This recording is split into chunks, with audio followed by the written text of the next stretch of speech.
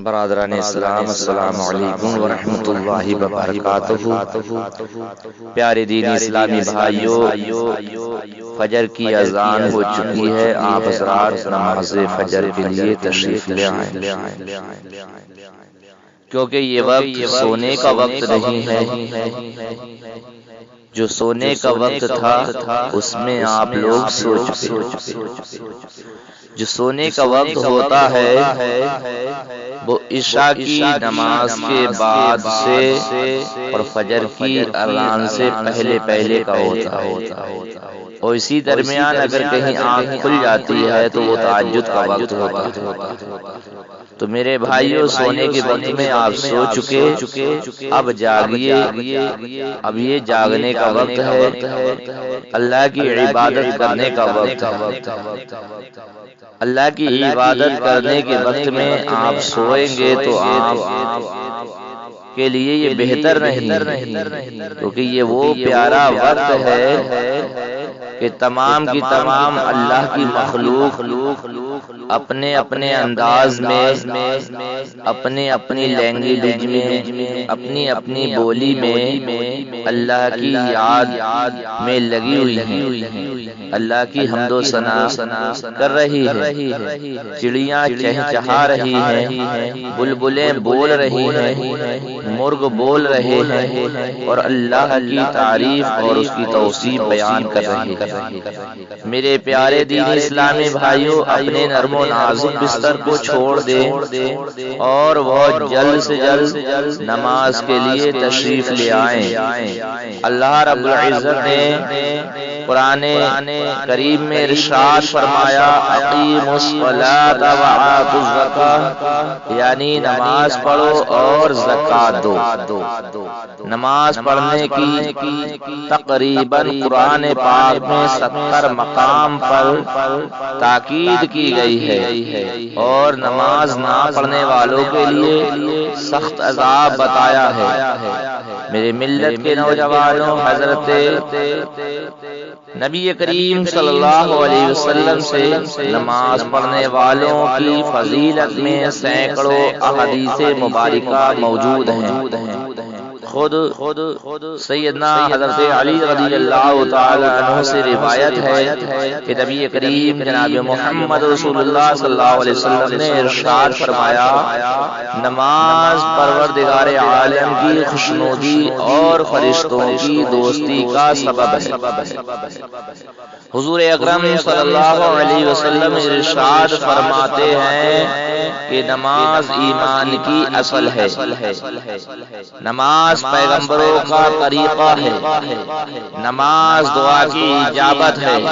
یعنی نماز پڑھنے سے دعائیں قبول ہوتی ہیں۔ نماز شیطان کو کاٹنے کا ہتھیار ہے، نماز قبر کو روشن کرنے والی ہے، نماز قیامت میں شفاعت کرانے والی ہے، نماز دوزخ کے عذاب سے بچانے والی ہے، نماز میزان کو وزندار بنانے والی ہے، نماز پل صراط سے آسانی کے ساتھ گزارنے والی ہے۔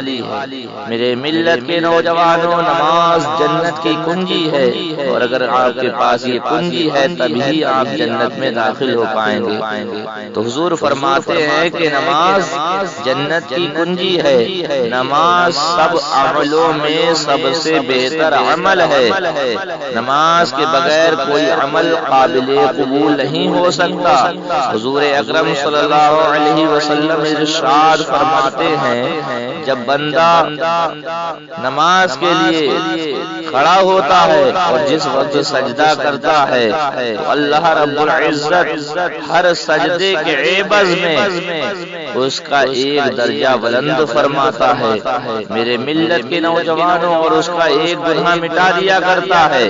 اور حضور اکرم صلی اللہ علیہ وسلم ارشاد فرماتے ہیں کہ بندہ جس وقت نماز کے واسطے وضو کر کے کھڑا ہوتا ہے تو اس وقت گناہوں صغیرہ کی ایک پوٹلی بنا دی جاتی ہے، یعنی گناہ صغیرہ کی ایک گٹھلی بنا دی جاتی اور فرشتے اس کے سر پر رکھ دیتے ہیں۔ اور جب وہ نمازی رکوع کرتا ہے تو یہ پوٹلی گر جاتی ہے۔ میرے بھائیو، یہ بات میں اپنے پاس سے نہیں، آپ رائے جنت صفحہ نمبر 3 پر دیکھ سکتے ہیں۔ وہ پوٹلی نیچے گر جاتی ہے، فرشتے اس کو دوبارہ سے اٹھا کر رکھنا چاہتے ہیں تو پروردگار عالم ارشاد فرماتا ہے فرشتوں، یہ پوٹلی اس کے سر پر مت رکھو۔ اللہ اکبر، رب فرماتا ہے اس کے اوپر یہ پوٹلی مت رکھو۔ فرشتے عرض کرتے ہیں پروردگار عالم، گناہ تو اسی بندے کے ہیں۔ مولا ارشاد فرماتا ہے میں جانتا ہوں یہ گناہ اسی بندے کے ہیں، لیکن اس نے میرے لیے سجدہ کیا ہے، میرے لیے نماز پڑھ رہا ہے، تو اب مجھے شرم آتی ہے، مجھے حیا آتی ہے کہ پوٹلی دوبارہ اس کے سر پر میں رکھواؤں، لہذا اس کے سر پر یہ پوٹلی مت رکھو۔ میرے ملت کے نوجوانوں، اور فرمایا کہ جب انسان اس دنیا سے رخصت ہو جاتا ہے اور اسے قبر میں لوگ لے جا کر دفن کر دیتے ہیں، اس وقت اللہ اکبر 4 آگ کے شعلے میت کے قریب آتے ہیں، اس کی نماز ایک شعلے کو دور کر دیتی ہے، اور اس نے جو خیرات کیا ہوتا ہے، اللہ کی راہ میں صدقہ کیا ہوتا ہے، اللہ کی راہ میں خرچ کیا ہوتا ہے، میرے ملت کے نوجوانوں، وہ جو ہے دوسرا شعلہ اس کو دور کر دیتا ہے، اور صبر جو ہے صبر کیا ہوتا ہے، مصیبت کے وقت میں ایک شعلہ اس کو دور کر دیا کرتا ہے۔ تو میرے ملت کے نوجوانوں، نماز پڑھنے سے بہت فائدہ ہے اور نماز نہ پڑھنے سے بہت بڑا نقصان و خسارہ ہے، کیونکہ نماز تو اللہ رب العزت نے فرض فرمائی ہے اور کسی بھی صورتحال میں معاف نہیں ہے۔ علماء فرماتے ہیں بچہ 7 سال کا ہو جائے اسے نماز پڑھنے کا حکم دے دو، اور بچہ 10 سال کا ہو جائے اگر وہ نماز نہیں پڑھتا ہے تو مار کر ڈانٹ کر جیسے بھی مناسب ہو اسے نماز پڑھوائی جائے۔ میرے ملت کے نوجوانوں، نماز جملہ عبادتوں میں امتیازی حیثیت رکھتی ہے۔ میرے بھائیوں، میں آپ کو بتاؤں، دیکھیے حج کی سال میں حج جو ہے وہ عمر میں 1 مرتبہ مالک استطاعت پر فرض کیا گیا ہے، پوری عمر میں جب چاہے وہ حج کر سکتا ہے اگر مالک استطاعت ہے، اور زکوٰۃ بھی سال میں 1 مرتبہ ادا کرنی ہوتی ہے۔ رمضان شریف کا مقدس روزے بھی 1 مہینے کے لیے 11 مہینے کے بعد آتے ہیں، مگر نماز وہ عبادت ہے جو عمر میں 1 مرتبہ نہیں، سال میں 1 مرتبہ نہیں، مہینے میں 1 مرتبہ نہیں، دن میں 1 مرتبہ نہیں، بلکہ ایک دن میں 5 مرتبہ ادا کرنی ہوتی ہے۔ یہی وہ عبادت ہے کہ جو ہر امیر و غریب، پیر و صغیر، مفلس و اسیر، عربی ہو یا عجمی، گورا ہو یا کالا، جوان ہو یا بوڑھا، بیمار ہو یا تندرست، شاہ ہو یا گدا، مریض ہو یا غریب، مسافر ہو یا مقیم، ہر عاقل و بالغ مرد عورت پر نماز کو فرض کیا گیا ہے۔ یہی وہ عبادت ہے میرے ملت کے نوجوانوں جس کو اللہ کے نبی صلی اللہ علیہ وسلم پوری رات عبادت الہیہ میں گزار دیا کرتے تھے۔ میرے بھائیوں، پیر سوج جایا کرتے تھے، اور آج یہ امت جو نبی کریم صلی اللہ علیہ وسلم کی غلامی کا میرے بھائیوں دعویٰ پیش کرتی ہے کہ ہم غلام ہیں، رسول کے غلام ہیں، اور غلامی رسول میں